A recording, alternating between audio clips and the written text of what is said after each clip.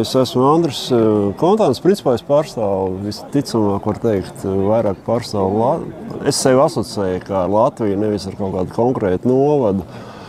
Un ir viena lieta, kas ir tagad sākām cīnīties pirms vairāk kā gada, decembra vidū, un dotā mirklī esam nonākuši līdz tam, kad principā sapratuši tādu lietu, ka pa lielam administratīvā likumdošana tā īsti mūsu valstī nestrādā, un vispareizākais ceļš droši vien ir, es neteikšu, ka tas ir pareizākais, bet tas pēc sajūtām, kad tas ir konstitucionālais ceļš, respektīvi satversmes ceļš. Un tas, kas ir rakstīts satversmē, tas ir viens, bet ļoti daudz informācijas ir satversmes komentāros, 8. nodaļā par cilvēku pamatiesībām. Un tās ir mūsu cilvēku tiesības, sauksim to tā, nevis kā personām, bet kā cilvēkiem. Un par tām ir jācīnās un viņas ir jāizstāv. Tā kā ir ļoti daudz, teiksim, administratīvie regulējumi, kuri kaut ko regulē, bet principā ir arī tādi, kuri neregulē neko. Un šī gadījumā vējparkus tos izmanto un arī pašvaldības. Principā viņi izmanto to visu ļaunprātīgi, jo pēc būtības būtu tā, ka pašvaldībai un atbildīgām amatpersonām būtu jāpieņem visi lēmumi, lai viņi atbilst, teiksim, valsts konstitūcijai. Bet pie mums, diemžēl, tas tiek apiets ar līkumu. Mēs esam vispār 30 gadus aizmirsuši, ka mums tāda konstitūcija vispār eksistē, un visu laiku mēs bāzējamies tikai uz kaut kādiem ES direktīvām, uz kaut kādiem ārējiem diktātiem.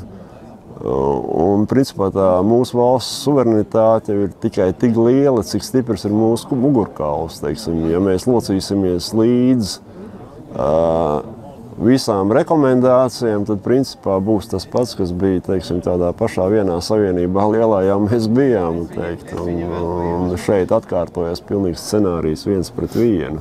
Tā kā mums ir jāapzinās savas tiesības, vienkārši un pa viņām jācīnās. Nu jā.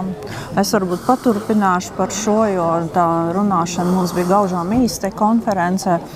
Bet tas, ko es gribu teikt, mēs esam izturējuši Ēdolē gadu, vairāk kā gadu. Mēs esam spējuši sameklēt sabiedrotos šeit pat Kurzemē, šeit pat Latvijā. Un šobrīd cilvēki tiešām ir, var teikt, pamodušies un ir gatavi aizstāvēt savas teritorijas. Un tas ir tas lielākais ieguvums šobrīd, ka cilvēki vairs nav vienaldzīgi.